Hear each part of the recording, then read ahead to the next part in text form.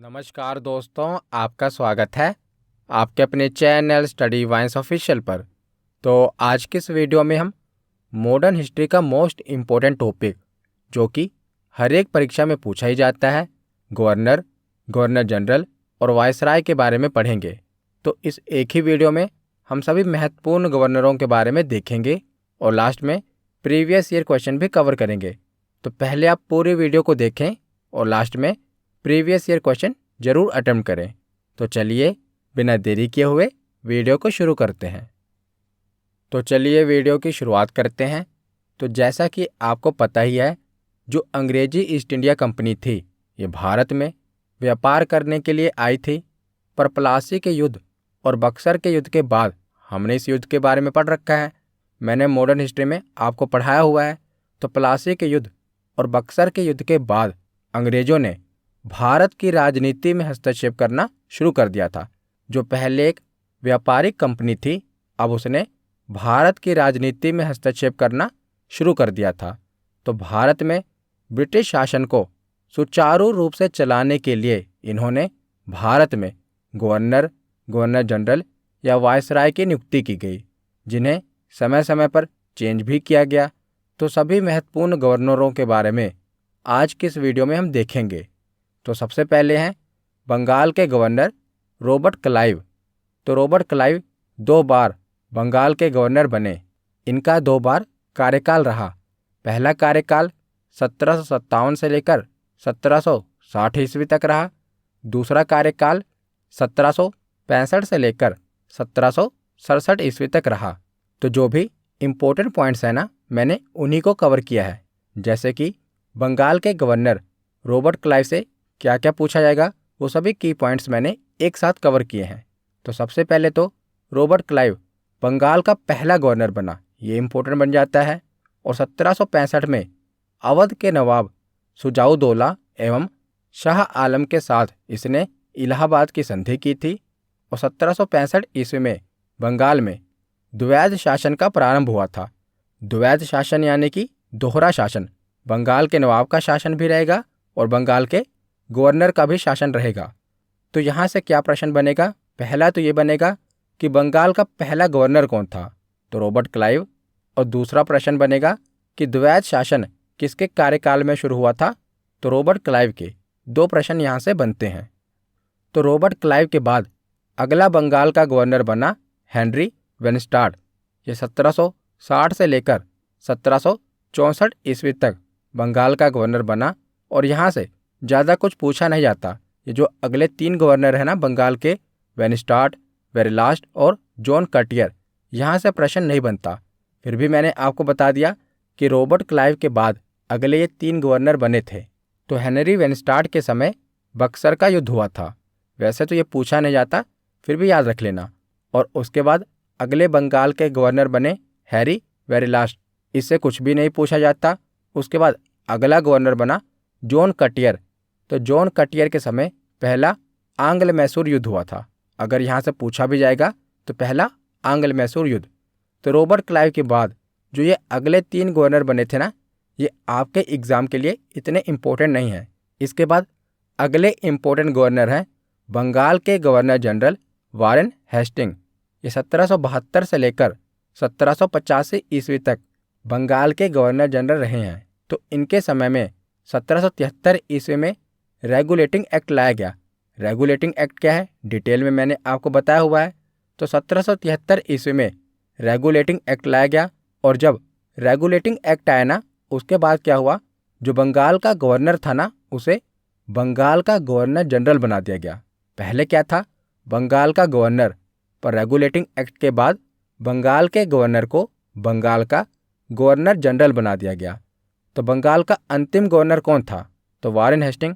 ये बंगाल के अंतिम गवर्नर थे और बंगाल के पहले गवर्नर जनरल बन गए, क्योंकि 1772 में इन्हें बंगाल का गवर्नर बनाया गया था। और 1773 में रेगुलेटिंग एक्ट आ गया, जिसके बाद इन्हें बंगाल का गवर्नर जनरल बना दिया।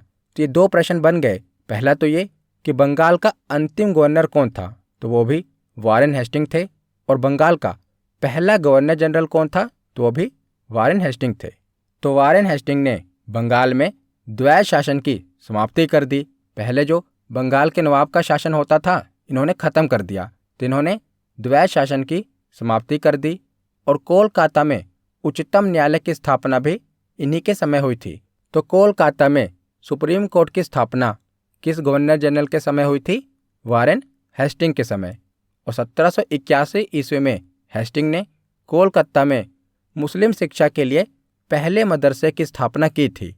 और इसके ही समय में 1782 ईस्वी में जोनाथन डंकन ने बनारस में संस्कृत विद्यालय की भी स्थापना करवाई थी।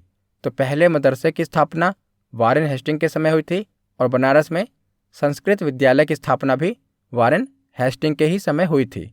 और पिट्स इंडिया एक्ट भी इसी के समय 1784 ईस्वी में पारित हुआ था। और पहला आंग्ल मराठा युद्ध और साल बाई की संधि भी इसी के शासनकाल में हुई थी। तो यहाँ से क्या क्या प्रश्न बनता है एक बार रिवाइज कर लेते हैं। तो सबसे पहले तो ये बंगाल का अंतिम गवर्नर था और बंगाल का पहला गवर्नर जनरल था। पहला प्रश्न तो ये हो गया। दूसरा प्रश्न ये बनेगा कि इसी के शासनकाल में कोलकाता में सुप्रीम कोर्ट की स्थापना हुई थी। तीसरा प्रश्न ये बनेगा कि पहले मदरसे की स्थापना कोलकाता में इसी ने करवाई थी। और चौथा प्रश्न ये बनेगा कि पिट्स इंडिया एक्ट इसी के शासनकाल में पारित हुआ था। तो 4 प्रश्न यहाँ से बन रहे हैं। उसके बाद अगला महत्वपूर्ण गवर्नर जनरल देखते हैं, लॉर्ड कॉर्नवालिस। तो लॉर्ड कॉर्नवालिस 1786 ईस्वी से लेकर 1793 ईस्वी तक बंगाल के गवर्नर जनरल रहे। और उसके बाद ये 1805 ईस्वी में भी बंगाल के गवर्नर जनरल बनाए गए थे। तो लॉर्ड कॉर्नवालिस को पुलिस सेवा का जनक कहा जाता है।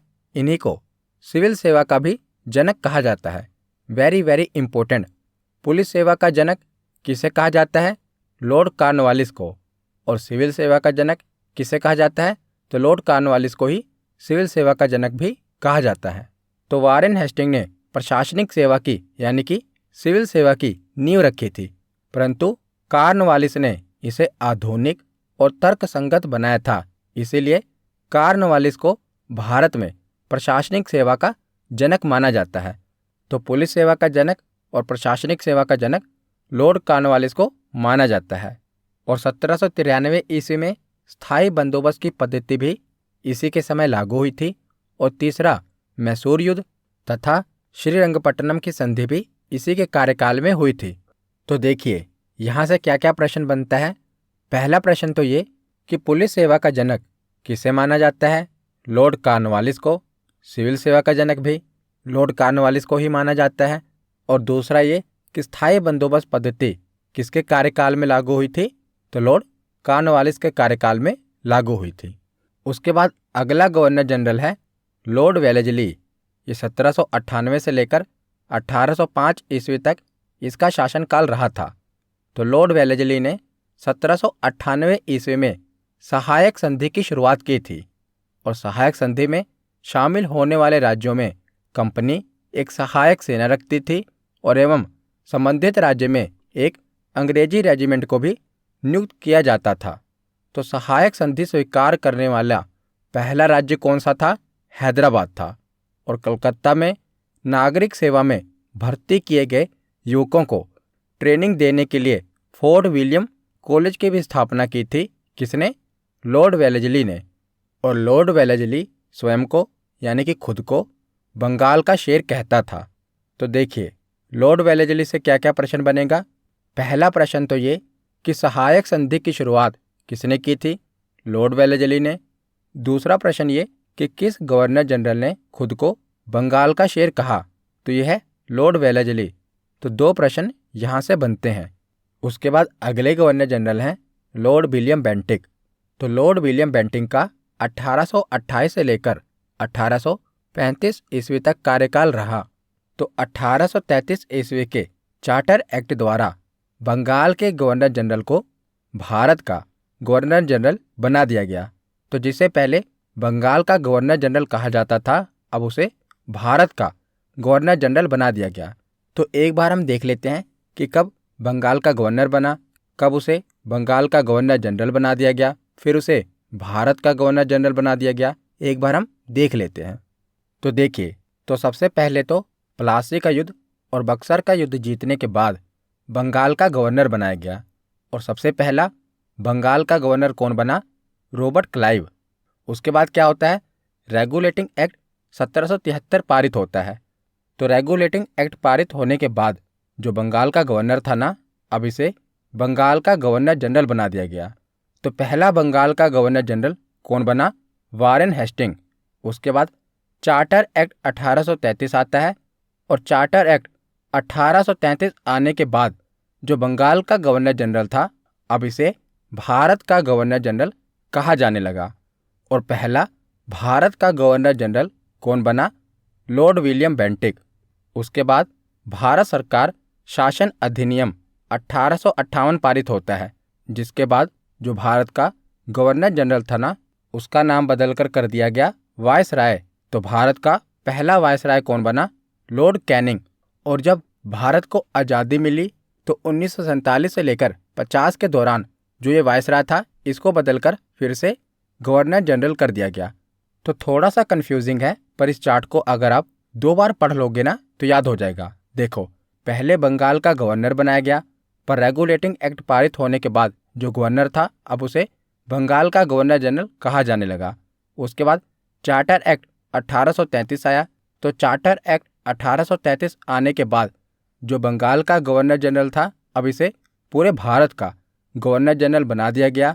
और उसके बाद जब 1857 की क्रांति होती है ना, और क्रांति के बाद भारत सरकार शासन अधिनियम 1858 पारित होता है।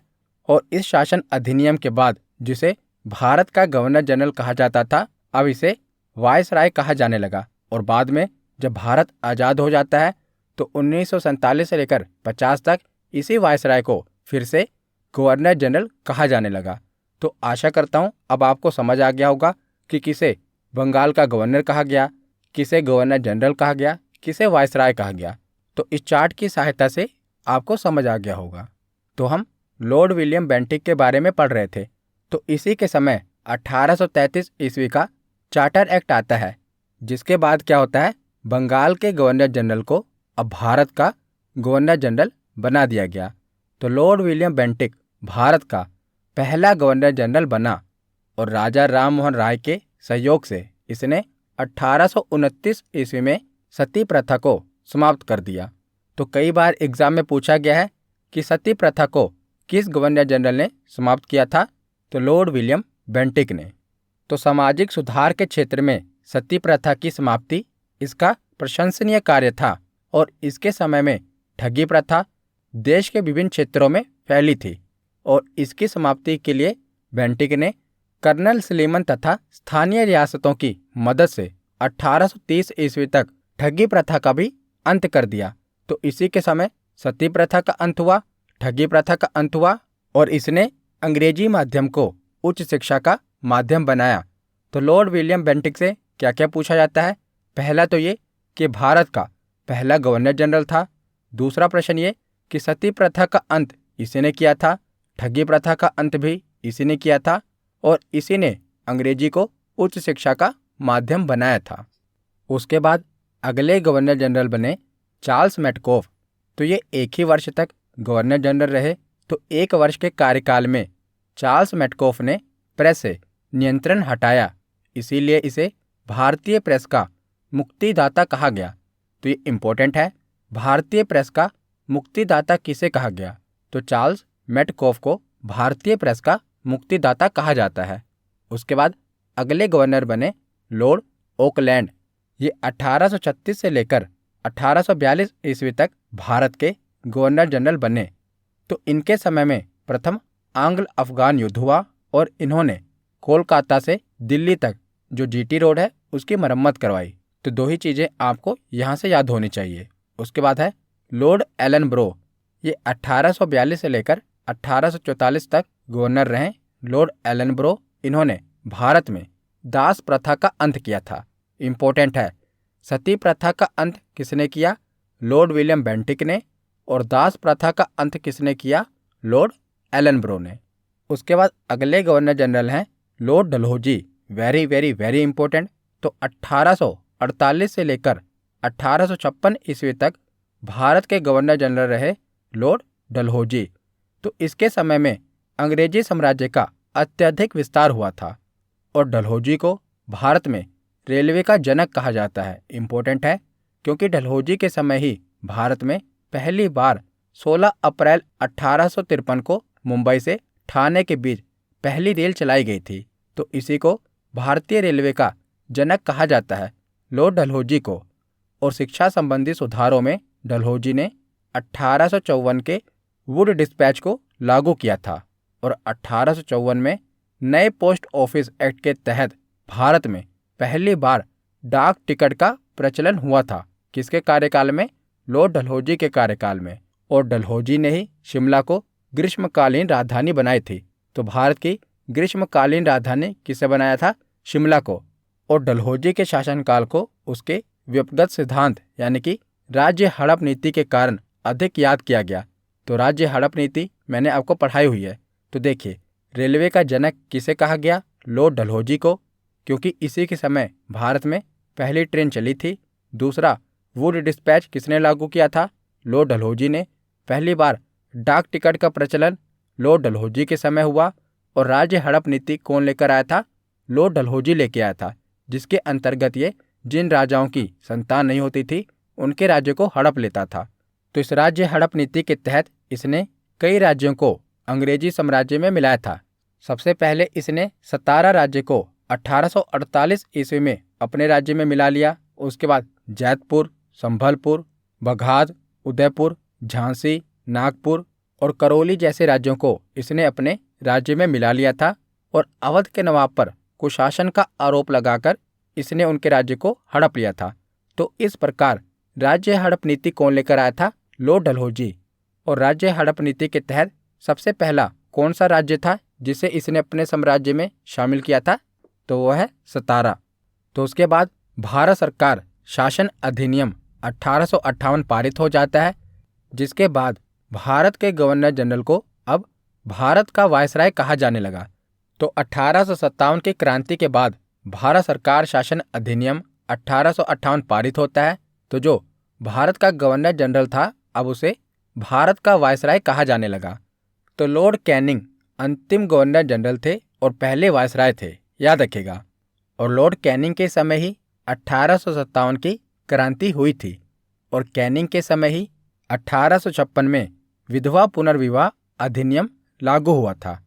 और इसने कोलकाता, मुंबई और मद्रास में हाई कोर्ट की स्थापना करवाई थी।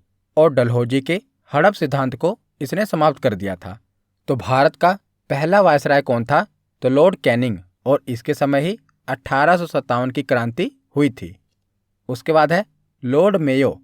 तो 1869 से लेकर 72 तक भारत का वायसराय रहा लॉर्ड मेयो।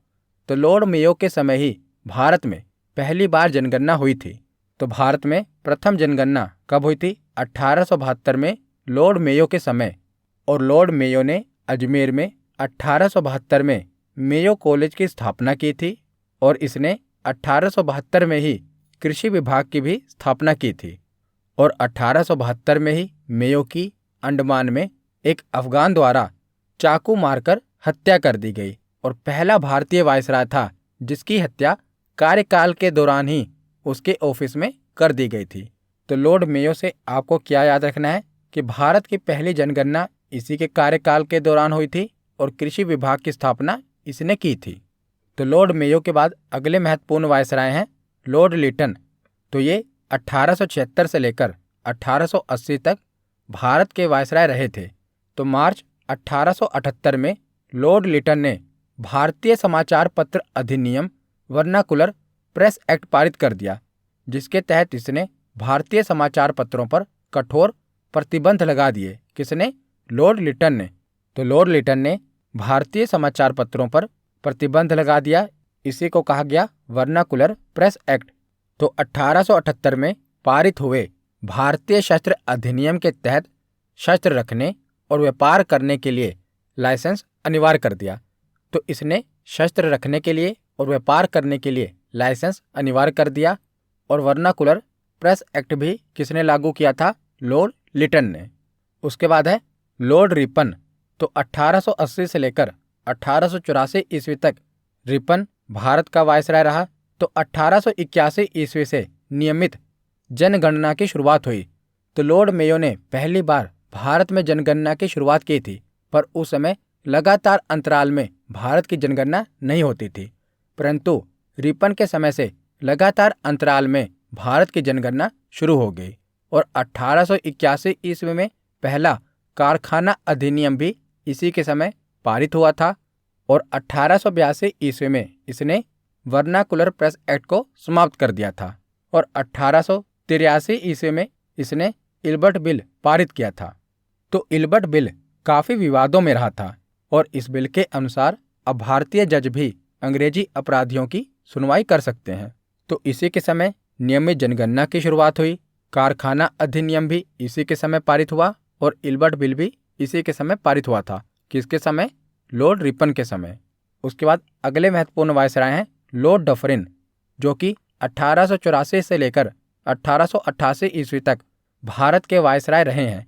तो लॉर्ड डफरिन से आपको बस इतना ही याद रखना है कि इसी के समय 1885 ईस्वी में A.O. ह्यूम ने भारतीय राष्ट्रीय कांग्रेस की स्थापना की थी। तो यहाँ से बस यही प्रश्न बनता है कि डफरिन के समय ही कांग्रेस की स्थापना हुई थी। उसके बाद है लॉर्ड कर्जन। तो लॉर्ड कर्जन 1899 ईस्वी से लेकर 1905 ईस्वी तक भारत के वायसराय रहे हैं। तो 1904 ईस्वी में भारतीय पुरातत्व विभाग की स्थापना इन्हीं के समय हुई थी और 1905 ईस्वी में बंगाल का विभाजन भी लॉर्ड कर्जन के समय हुआ है। तो ये तो बहुत बार पूछा गया है कि बंगाल के विभाजन के समय भारत के वायसराय कौन थे। तो बंगाल के विभाजन के समय भारत के वायसराय थे लॉर्ड कर्जन। उसके बाद अगले वायसराय हैं लॉर्ड मिंटो द्वितीय। ये 1905 से लेकर 1910 तक भारत के वायसराय रहे हैं। तो इनके समय में 1906 ईस्वी में मुस्लिम लीग की स्थापना हुई थी और 1907 ईस्वी में सूरत अधिवेशन में कांग्रेस का विभाजन भी इन्हीं के समय हुआ था। तो देखिए, डफरिन के समय कांग्रेस की स्थापना हुई और लॉर्ड मिंटो द्वितीय के समय मुस्लिम लीग की स्थापना हुई थी, याद रखिएगा। तो अगले महत्वपूर्ण वायसराय हैं लॉर्ड होर्डिंग द्वितीय। तो ये 1910 से लेकर 1916 ईस्वी तक भारत के वायसराय रहे हैं। तो इनके समय में जो बंगाल का विभाजन हुआ था ना, उसे रद्द कर दिया गया।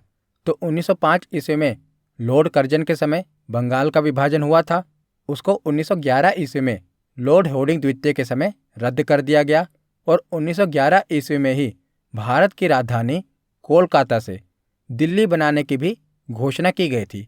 तो किसके समय यह घोषणा की गई? तो लॉर्ड होर्डिंग द्वितीय के समय ही यह घोषणा की गई कि अब जो भारत की राजधानी है इसे कोलकाता से दिल्ली कर दी जाएगी।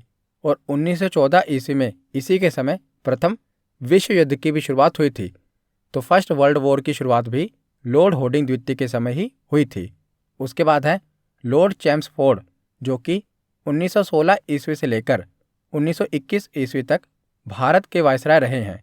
तो अब इससे रिलेटेड जो भी की पॉइंट्स हैं वो देख लेते हैं। तो इसी के समय 1916 ईस्वी में होम रूल लीग की स्थापना हुई थी। 1917 ईस्वी में गांधी जी ने चंपारण सत्याग्रह किया था और 13 अप्रैल 1919 ईस्वी को जलियांवाला बाग हत्याकांड हुआ था। 1919 को रोलेट एक्ट भी इसी के समय पारित हुआ था और 1920 ईस्वी में असहयोग आंदोलन की शुरुआत भी लॉर्ड चैम्सफोर्ड के समय ही हुई थी। तो यहाँ से क्या क्या प्रश्न बनता है? तो सबसे ज़्यादा इम्पोर्टेंट प्रश्न तो यही है कि जलियांवाला बाग हत्याकांड के समय भारत का वायसराय कौन था? Lord Chelmsford. और रोलेट एक्ट के समय भी भारत का वायसराय कौन था? तो वो था लॉर्ड चैम्सफोर्ड। उसके बाद अगला वायसराय है लॉर्ड रीडिंग, जो कि 1921 से लेकर 1926 ईस्वी तक भारत का वायसराय रहा। तो इसी के समय 5 फरवरी 1922 को चोरी चौरा कांड हुआ था। बस आपको इतना ही याद रखना है कि चोरी चौरा कांड किसके समय हुआ था? लॉर्ड रीडिंग के समय हुआ था। उसके बाद है लॉर्ड इरविन। तो लॉर्ड इरविन के समय 3 फरवरी 1928 में साइमन कमीशन भारत आया था और इसी के समय महात्मा गांधी का सविनय अवज्ञा आंदोलन भी शुरू हुआ था और 12 नवंबर 1930 ईस्वी को जो पहला गोलमेज सम्मेलन था ना, ये भी लॉर्ड इरविन के समय ही हुआ था और 4 मार्च 1931 ईस्वी को गांधी इरविन समझौता पर हस्ताक्षर के साथ सविनय अवज्ञा आंदोलन स्थगित हुआ था। तो यहाँ से 2 प्रश्न बनते हैं। पहला तो ये कि साइमन कमीशन किसके कार्यकाल में आया था, लॉर्ड इरविन के कार्यकाल में। और दूसरा ये कि पहला गोलमेज सम्मेलन किस वायसराय के कार्यकाल में हुआ था, तो लॉर्ड इरविन के कार्यकाल में पहला गोलमेज सम्मेलन हुआ था। उसके बाद है लॉर्ड वेलिंगटन, ये 1931 से लेकर 1936 ईस्वी तक भारत का वायसराय रहा। तो इसके समय में 1931 में दूसरा गोलमेज सम्मेलन हुआ, 1932 में तीसरा गोलमेज सम्मेलन हुआ और 1932 में गांधी और अंबेडकर जी के बीच में पूना समझौता हुआ और भारत सरकार अधिनियम 1935 इसी के समय पारित हुआ था। तो दूसरा गोलमेज सम्मेलन और तीसरा गोलमेज सम्मेलन किसके कार्यकाल में हुआ था, तो लॉर्ड वेलिंगटन के कार्यकाल में हुआ था। उसके बाद अगले वायसराय हैं लॉर्ड लिनलिथिगो। तो लॉर्ड लिनलिथिगो 1936 ईस्वी से लेकर 1943 ईस्वी तक भारत का वायसराय रहा और वायसराय के तौर पर सर्वाधिक लंबा कार्यकाल इसी का रहा। प्रथम आम चुनाव 1936-37 इसी के दौरान कराए गए और 1940 में अगस्त प्रस्ताव लाया गया और 1942 में क्रिप्स मिशन इसी के समय भारत आया था। तो लॉर्ड लिनलिथिगो के समय ही भारत में पहला आम चुनाव कराया गया था, ये इम्पोर्टेंट है। उसके बाद है लॉर्ड माउंटबेटन। तो 1947 से लेकर 1948 तक लॉर्ड माउंटबेटन भारत का गवर्नर जनरल रहा। तो मैंने आपको चार्ट में बताया था कि 1947 से लेकर 1950 ईस्वी तक वायसराय को बदलकर फिर से गवर्नर जनरल कर दिया गया। तो भारत का अंतिम वायसराय कौन बना, लॉर्ड माउंटबेटन, और यही स्वतंत्र भारत का पहला गवर्नर जनरल बना। तो आज़ाद भारत का पहला गवर्नर जनरल किसे बनाया गया, लॉर्ड माउंटबेटन को। तो इसी के समय 15 अगस्त 1947 को हमारा प्यारा भारत अंग्रेजों से स्वतंत्र हो गया। तो इससे एक ही प्रश्न पूछा जाता है कि स्वतंत्र भारत का पहला गवर्नर जनरल कौन था, तो लॉर्ड माउंटबेटन स्वतंत्र भारत का पहला गवर्नर जनरल था। उसके बाद अगला गवर्नर जनरल बनाया गया चक्रवर्ती राजगोपालाचारी को। ये 1948 से लेकर 1950 ईस्वी तक भारत के गवर्नर जनरल रहे। तो स्वतंत्र भारत के प्रथम तथा अंतिम भारतीय गवर्नर जनरल कौन बने थे। देखिए, दोनों अलग अलग प्रश्न हैं। अगर आपसे पूछा जाए कि स्वतंत्र भारत का पहला गवर्नर जनरल कौन बना, तो वो लॉर्ड माउंटबेटन है। पर अगर आपसे पूछा जाए कि स्वतंत्र भारत का पहला भारतीय गवर्नर जनरल कौन बना, तो ये राजगोपालाचारी हैं। स्वतंत्र भारत का पहला गवर्नर जनरल लॉर्ड माउंटबेटन है, स्वतंत्र भारत का पहला भारतीय गवर्नर जनरल राजगोपालाचारी हैं। तो यहाँ पर हमारा थ्योरी सेक्शन कंप्लीट होता है। अब हम प्रीवियस ईयर क्वेश्चन देखते हैं। तो पहला प्रश्न है कि 1905 ईस्वी में किस वायसराय ने बंगाल का विभाजन किया था। तो किस वायसराय के समय बंगाल का विभाजन हुआ था, तो लॉर्ड कर्जन के समय। तो ऑप्शन सी इसका सही जवाब है। अगला प्रश्न है कि वारेन हेस्टिंग डैश में बंगाल के पहले गवर्नर जनरल बने। तो बंगाल के पहले गवर्नर जनरल कब बने, जब 1773 ईस्वी का रेगुलेटिंग एक्ट पारित हुआ। तो ऑप्शन डी इसका सही जवाब है। अगला प्रश्न है कि राज्य हड़प सिद्धांत की नीति किसने तैयार की थी। तो राज्य हड़प नीति तैयार की थी लॉर्ड डलहौजी ने। ऑप्शन सी इसका सही जवाब है। अगला प्रश्न है कि भारत का पहला वायसराय कौन था। तो भारत का पहला वायसराय था लॉर्ड कैनिंग। ऑप्शन ए इसका सही जवाब है। अगला प्रश्न है कि प्रथम गोलमेज सम्मेलन के दौरान इनमें से कौन भारत का वायसराय था। तो प्रथम गोलमेज सम्मेलन के दौरान लॉर्ड इरविन भारत का वायसराय था। ऑप्शन ए इसका सही जवाब है। अगला प्रश्न है कि किस गवर्नर जनरल ने सती प्रथा को समाप्त किया। तो किस गवर्नर जनरल ने सती प्रथा को समाप्त किया था, तो इसका सही जवाब है option C Lord William Bentinck. अगला प्रश्न है कि भारत में किस गवर्नर जनरल के शासनकाल में रेलवे लाइन की स्थापना की गई थी। तो किसे भारतीय रेलवे का जनक कहा जाता है, तो इसका सही जवाब क्या होगा, ऑप्शन सी लॉर्ड डलहौजी। अगला प्रश्न है कि 1857 के विद्रोह के समय भारत का गवर्नर जनरल कौन था।